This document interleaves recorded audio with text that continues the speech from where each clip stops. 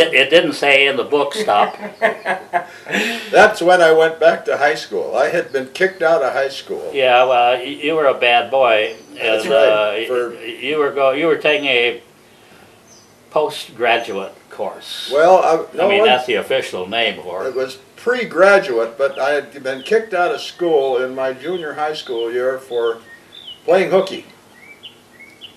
And I was out for a year and a half, and then I went back to Why school. did they kick you out of school? Playing hooky. Playing hooky? Playing hooky. Well, that's okay. AWOL, eh? Right, that's it. And then I went back to school, and that's when you joined the band, and I was trying to graduate. I was 21 years old when I finally graduated. I was like a grandfather to the rest of the kids. But I finally made it. Playing hooky is like these guys now, you know, they wear their hats backwards. Yeah. I went over to the mall the other day, Christown Mall, over here, and you wouldn't believe it. I was the only guy in the place that had the beak on the front. Everybody else's hat was on backwards. Well, I thought out of place for a minute there. I thought I'm going to have to go home. there's a new vogue now that's replacing that. And that is wearing the baseball cap with the real round visor like this. Yeah, you have to. Yeah, it's got to have it like that. The hard curl. Yeah. What do you call it, a hard curl? You take your old hat and you roll it up I guess like that's that, it. and then it comes out like this. Yeah. See? And then that's the way it's supposed That's to the way it's supposed to be. Yeah. be down the side. Brett wears one of those all Yeah. the time. Yeah. Crazy fashions. We had crazy fashions like that when we were kids too. We had we used to wear house slippers to school until the teachers made us wear shoes. Oh, no kidding? Yeah. I don't remember that. Well, see, you're younger again. I'm younger than you are. Yeah, you're younger. Your memory's still better. And band days, when you finished, went to work for Lockheed, I think. I stayed on the band. Yeah. Well, I Or- didn't. I didn't go to Lockheed right away. I left on my birthday in 1936. I left the So band. you were working for some photography? Well, I starved a little while before I finally got a job, and then I got a job on the Democrat, Oh the yeah, newspaper, right. and I worked there for a couple of years, and then I went to work for the U.S. Engineering Department, working on the river, shooting pictures along the river. They were building the dams on the river. Do you remember that? Yes. And so that was my job up until almost 1940, when in desperation, because I was only working part-time, we went back to California. That was in 40, and that was in May, and in November of 40, I went to work for Lockheed, and that was 4 years after I left the band. Yeah, that was well, like 1940 Yeah, something. 1940. I can remember when you were working at the newspaper. I was in Rock Island. I don't know how. Anyhow, I went with you to like Durant, Iowa, which is 20 miles from Davenport, where he was working. And he was a photographer, you know. He didn't carry all his gear around. He had a little bag and a speed graphic camera. And we going out to Durant to take pictures of some farmer or something. And he's got his camera. He's got one thing of a film and one flash bulb. I said, I mean, you're going to drive 25 miles to take a picture of a farmer with one film and one flash bulb? He says, well, they're expensive. The Democrat only gives me one film and one bulb a week to take pictures with. So anyhow, I said, what happens if the flash bulb doesn't work? He says, we don't get a picture. It was simple. Yeah. I always remember that. I did a little photography, but not much. But those things kind of stick. Well, you weren't you doing photography for International Harvester for a while? Yes, I set up their little dark room and took all their pictures for the farm all built of International Harvester Company between 1941 and before we came to Arizona, 1947. Yeah. And, Well, that was after the war. That was during the war. Pardon me? During the war. Yes. I was 4F. I weighed 121 pounds and I had 3 kids. That So- qualified me to stay out of the service. I see. Well, they inducted me. I was in the thing. I went from Rock Island to Chicago, and I got off the train and I went into the thing, and they're going to examine me. And the guy looked at me. He says, "My God!" Do you ever eat, huh? He says, "We won't need him until the Japanese come through Rocky Mountains. Go home." You know. I had a couple of problems, but I went back home and got back in the band business again. Yeah. That saved this. A horn in my life has never separated, you know. Yeah. Well, that's one thing. If you love music and you play music, it always sticks with you. You always savor the idea. And But it saved my life even when coming to Phoenix. They had no job, no nothing, anything else. I went to the union, signed up, and I got to play a couple of nights a week, right off. That's the only income I had, yeah. and it worked out pretty good. If you blow a note, you'll knock the microphone off the table. Oh boy, that's right. It's right down there. Well, don't worry. The kind of note I will might knock everybody off the You table. only get to play one note. I can't even get one out.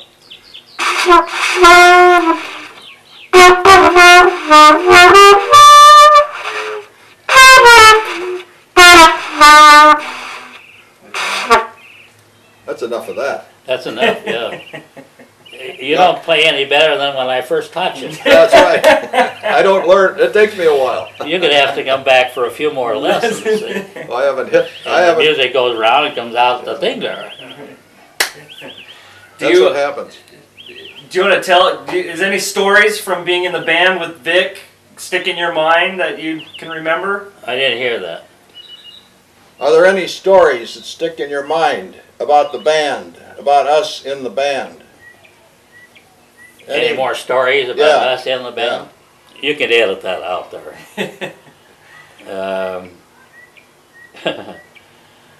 How we ever survived the trailer? Oh yeah, I've mentioned the trailer. Tell them about the trailer, Vic. You go ahead and tell them about it. You got a better memory. Remember, you're younger. Well, we used to ride 6, 7 of us in a car, and a little sawed-off bakery truck that had no motor in the front, was cut off, windshield. We'd have 3 guys sit in there, and the rest of the band would be in the Studebaker up in Was. front. And whenever we'd get in trouble, we would pound on the side, and the wagon in the back would move, and Emil would stop and find out what was wrong with us. See? Had to go to the bathroom or something. That's the only way you could stop him, you know. But That was, you know, when you that think. was the first transportation. And the second transportation Oh, the first was the one he built. The first transportation was just the Studebaker sedan. Just a Studebaker, We hung yes, all of the instruments on the side, on the running board on the side, and With- tied them on. with jump seats. Yeah, yeah, we were a 7-passenger sedan. Yep, and we'd have jump seats. We probably had, And somebody would sit in the back, and we'd be going along, and he never drove very recklessly. He was always going 30, 35 miles an hour. Finally, we used to get so sick of going so slow that somebody in the back would go, "Hey, Emil, you better hurry up, the ducks are gonna pass you." For whatever, yeah. he would go so slow. You know, it's a wonder, Walt, that we're still alive, because when I think of that flimsy trailer. Yeah, And well, the with one he just built. plate glass, just ordinary window glass. The one he all built. over the thing, yeah. And if we ever got in an accident, we would Right have off, been chopped to cracker death. box. Yeah. We were, Little thin roof yeah, that's the one that, and coal. yeah, I guess it was, we had, Well, he had that, you know, it's no wonder I had lung cancer, because that, had that stove up in front, that oil yeah, stove, that's right.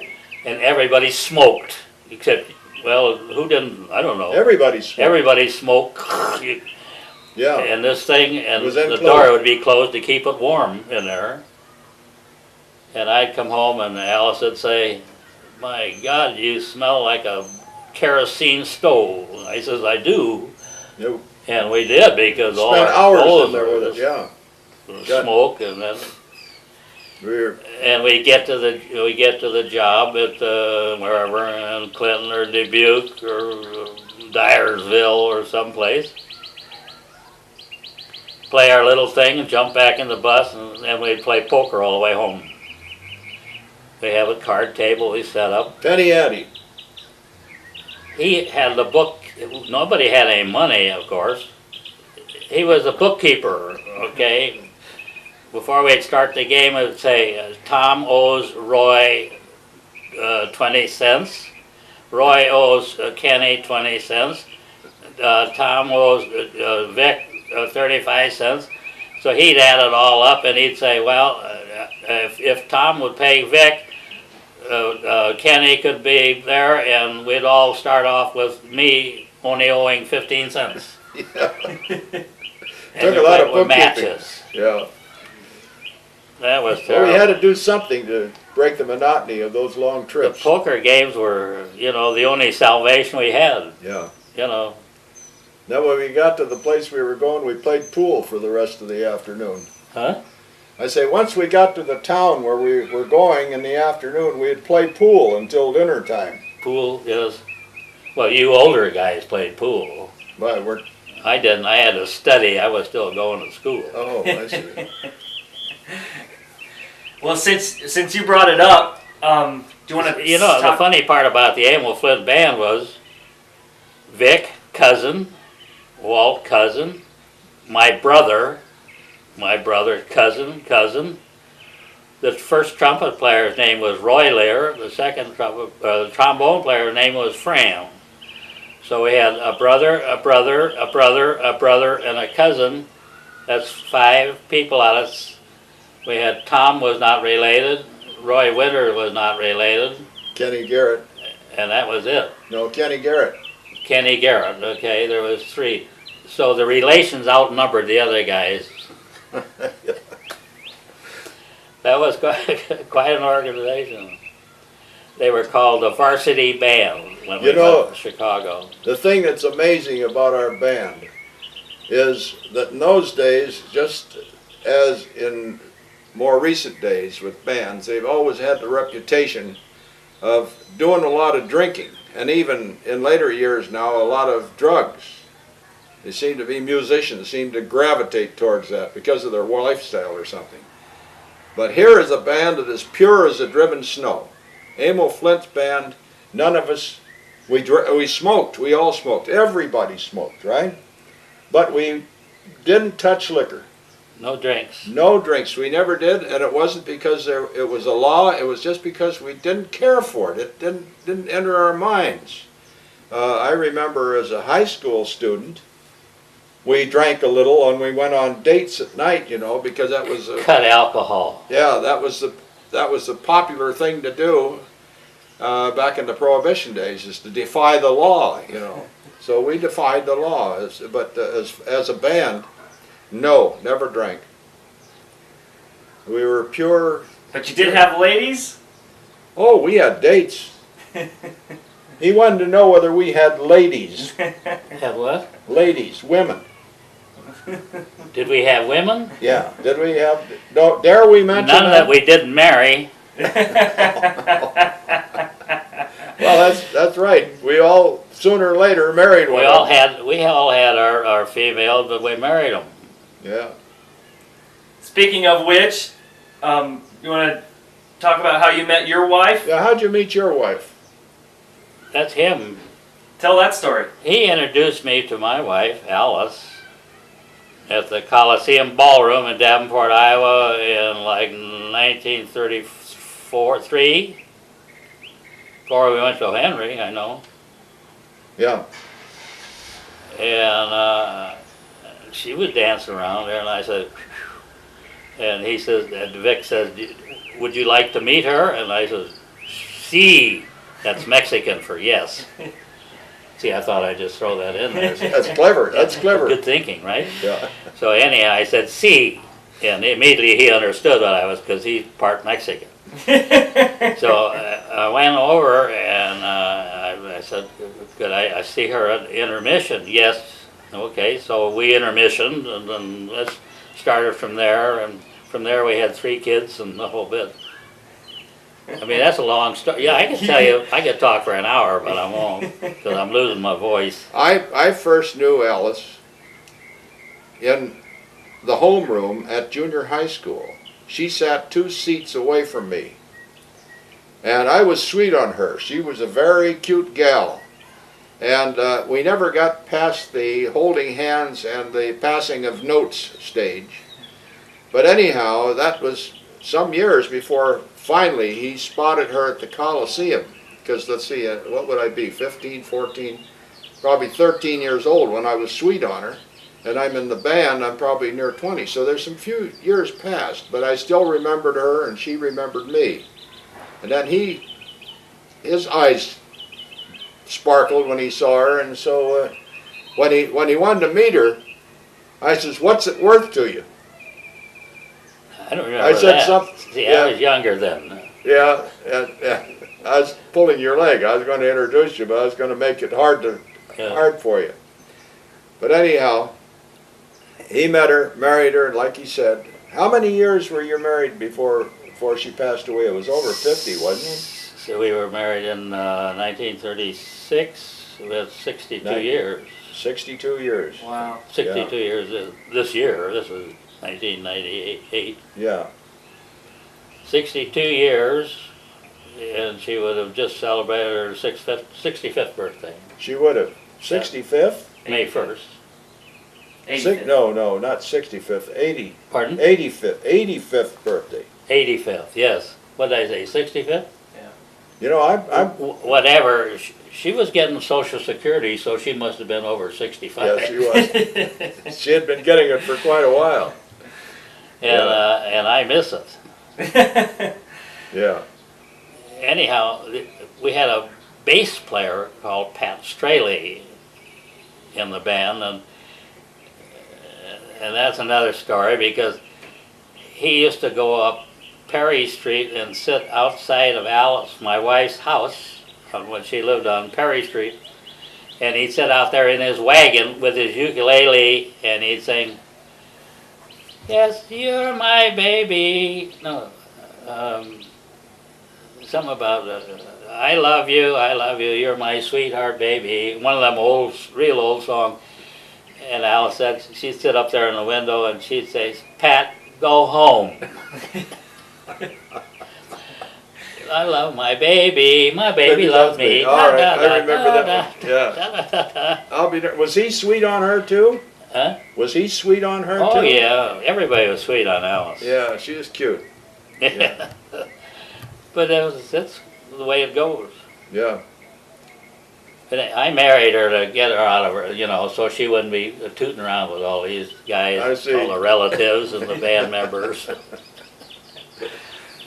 I took her out of existence there for a while. But there was Pat and Tom. I don't know where Tom is. And Glenn I don't is in either. California, right?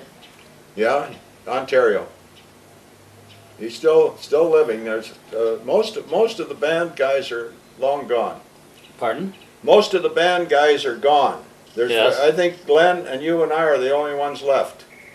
Glenn, you and I, Yeah, I guess so. yeah. We could start a trio. You could play a trumpet, guitar, and saxophone. Yeah, well, we got Glenn for saxophone. And I could beat my feet Both of us could. for a while. I could. I don't think we better start. Huh? Maybe you're young enough to start over, but I'm not. It only takes all it takes is an electronic thing, and you got the whole orchestra. Boy, you're not kidding. Like you got. I got one of them at home. Yeah, you could play anything on there. Yeah, that's right. This guy used to write arrangements for the bands. And I got so jealous of him, I started writing too, but that's another story. He would, in the band bus, when we'd be going to a job, he'd be sitting there going, and he'd write, and it looked like chicken scratches. Boy, this is the most horrible thing you ever saw. And the time we got there, he had the score done, and he had transposed 3, 4, 5 parts of the thing, and we'd pass it on and play it. Boom, like this. We didn't have to sit around and rehearse it because we knew all his chicken marks, we knew what they were. See? The only They one weren't that really notes, they No. were more like chicken scratches. That's what they look like. Yes. He'd That have one note, like C, and then he'd have 4 notes under it, dunk, dunk, dunk, dunk, dunk. Normally, when you write, you'd have a line for this line, a line for this trumpet, and a line for this trumpet, and a line for that trombone, and a line, big sheet, you know. He had his all in a little thing about like this. Well, you're saving paper, number one. That's right. And we'd write those arrangements out. He'd tear a 9 by 11 sheet 8.5 of 11. music paper, cut it in half, and he'd write the whole thing on 1/2 a sheet of paper. Remember that? No, I don't remember that. I wasn't that This chintzy. way you'd write. Those days, the songs were very mechanical. They had 8 bars, and 8 bars, no, 4 bars, No, 8 bars. 8 bars, 8 bars, Then 4 bars, and 8 8-bar bars. bridge. 32 bars. Boom, that was it.